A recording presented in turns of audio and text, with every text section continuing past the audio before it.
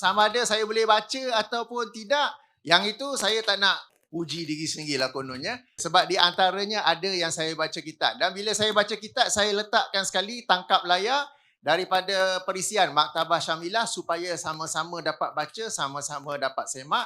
Kalau saya salah, sama-sama dapat perbetulkan. Bismillah, Assalamualaikum warahmatullahi wabarakatuh kepada ahli panel. Telah sampai kepada saya satu cerita. Ada orang bagi tahu saya, Tuan Kapten, boleh baca kitab Arab dalam library Kapten. Buku-buku semua bahasa Arab. Tak ada bahasa yang dua bahasa.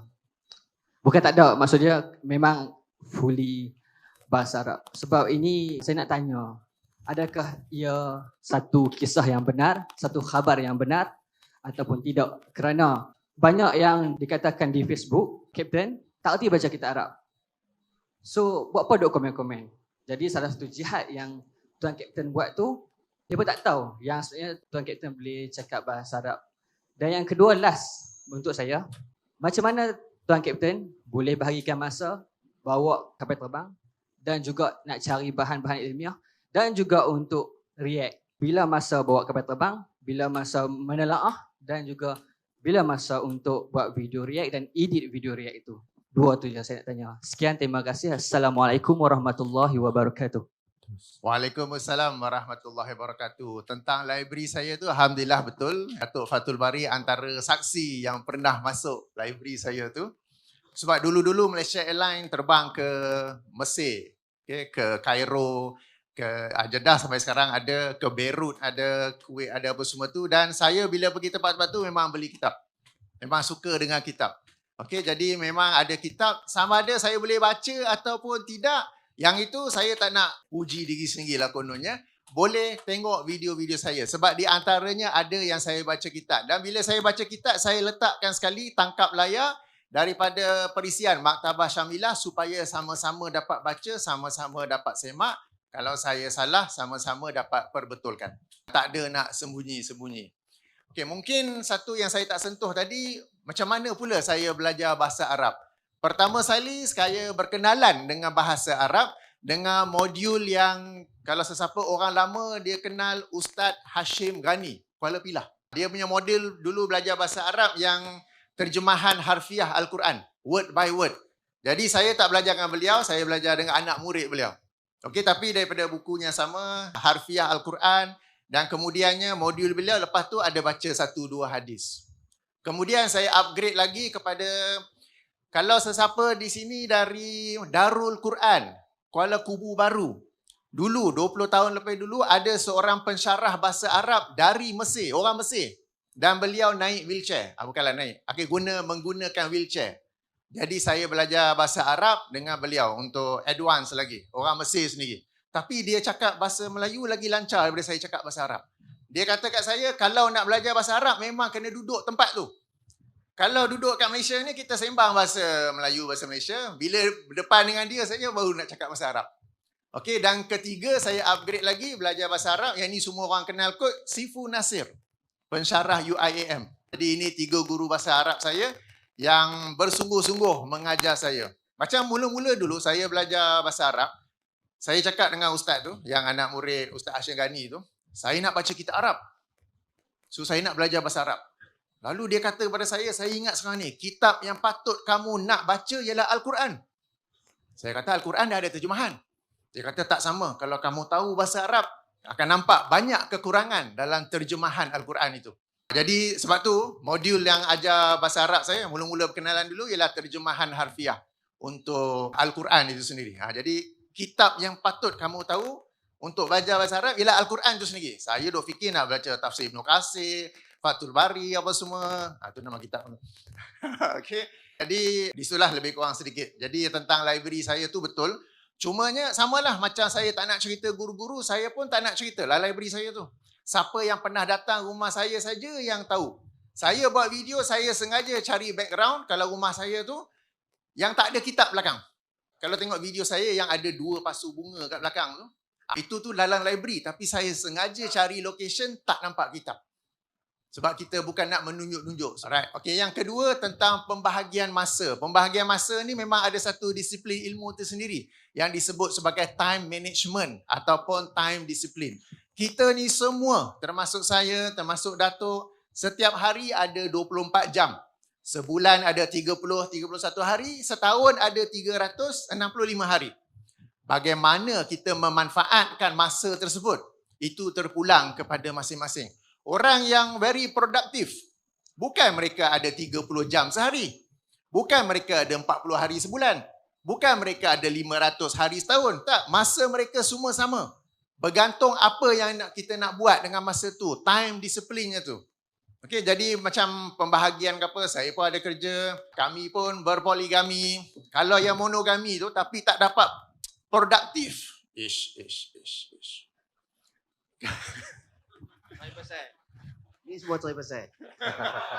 No lah, you only got one family and then you cannot do anything for Islam. Kan, cuba fikir macam mana tu. You only got one family and then you cannot do anything for Islam. You cannot do anything. Kan, jadi ini saya kritik supaya jadi motivasi, bangun. Sebab kami yang berpoligami ini boleh. Yang kemudiannya ialah ada kerjanya apa. Dan di sini saya tak teragak-agak untuk mengucapkan terima kasih kepada isteri-isteri saya yang sangat banyak memberi sokongan. Mereka memberi sokongan dengan cara mereka uruskan anak-anak, rumah apa semua.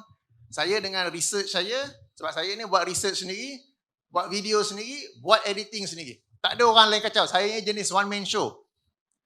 Jadi yang lain-lain tu semua, anak-anak apa semua, isteri-isteri yang uruskan kan, masing-masing keluarga lah. Jadi tak segan-segan saya nak sebutkan di sini, kalau orang putih kata behind every man there's a great woman, memang isteri-isteri saya yang banyak membantu saya untuk menjayakan apa yang saya buat sekarang ni, alhamdulillah. Saya nak respon apa yang Kapten sebutkan tadi sikit sebelum tu pasal hujah-hujah seperti tak boleh bahasa Arab, tak tahu baca kitab Arab, dia ni bukan belajar di negara-negara Arab dan sebagainya. Sebenarnya ini adalah hujah-hujah yang dangkal. Saya katakan dangkal, kenapa? Kerana at the end of the day, apa yang perlu kita perhatikan, bukan orang tahu bahasa Arab ke tak tahu bahasa Arab ke, boleh. Dia punya hujah dia. That's the most important thing. Hujah dia. Sebab apa? Sebab contoh, bagaimana Adam AS boleh dipengaruhi oleh Iblis dalam syurga? Komunikasi yang kita tahu, based on cerita Al-Quran tu, bahasa Arab lah. Komunikasi Adam dengan Iblis.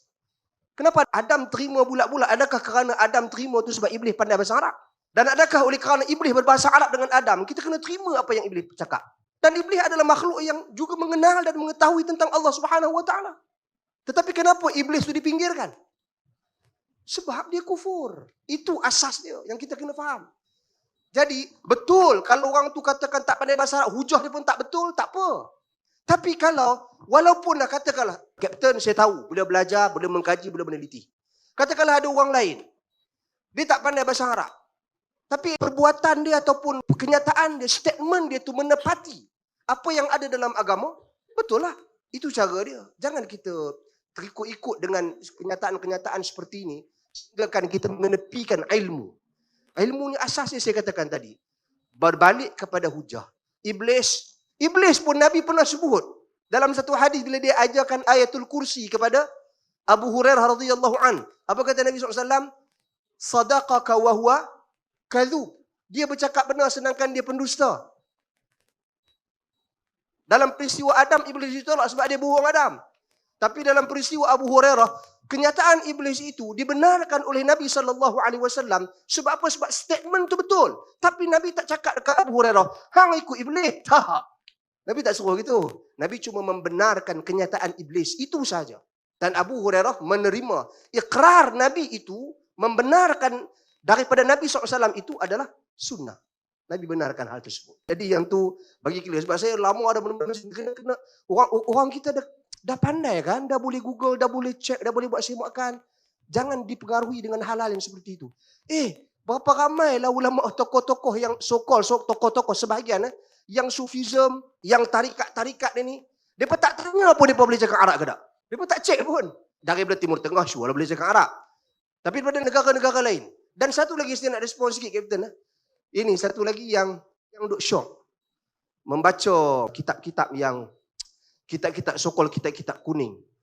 Bangga sangat kata boleh baca kitab ni tanpa baris. Baguslah. Kitab-kitab Arab pun bukan ada baris banyak pun. Kitab-kitab lain pun tak ada baris juga pun. Tapi dia berbangga dengan kitab-kitab kuning ini, sokol kitab kuning ini, kitab-kitab pondok. Bagus, kita menghormati ilmu. Yang mana yang benar kita ambil je lah. Cuma saya nak bagi tahulah. Sahih Bukhari itu contohnya, Sahih Muslim, kitab Ar-Risalah Imam Syafi'i itu lebih kuning daripada kitab kuning. Sebab apa? Itu lagi lama. Dari sudut usia dia, dari sudut usianya, dari sudut tempoh, masanya, jeda waktunya. Itu kitab lagi lama. Tetapi diulang cetak, diulang cetak, diulang cetak. Kerana apa? Kerana berkat ilmu mereka. Dan ilmu mereka itu dikongsi seluruh dunia. Zaman berzaman. Tanpa saya nak menolak kitab-kitab kuning, kebaikan mereka, ilmu-ilmu yang ada. Tapi janganlah sampai nak angkat kitab-kitab yang macam ni sehingga dia terlupa. Dia menafikan kitab-kitab yang sebenarnya jauh lebih kuning daripada kitab-kitab yang mereka ada. Dari sudut asasnya. So jadi jangan kita bergaduh bekat lawan. Lawan kitab siapa kuning, kitab siapa buruk. Dia buat keluar kitab buruk, dia syok. Pasal apa? Saya pun tak faham. Bila buat keluar kitab lain, kitab dia buruk. Kitab dia makhtutat, ramon. Lagi syok. Dia bukan lagu tu lawan kitab. Dia lawan hujah. Perbandingan hujah. Perbandingan asas idea. Perbandingan dalil. Itu yang sepatutnya kita lakukan. Ya, so itu respon sikit lah apa yang Kapten sebutkan tadi.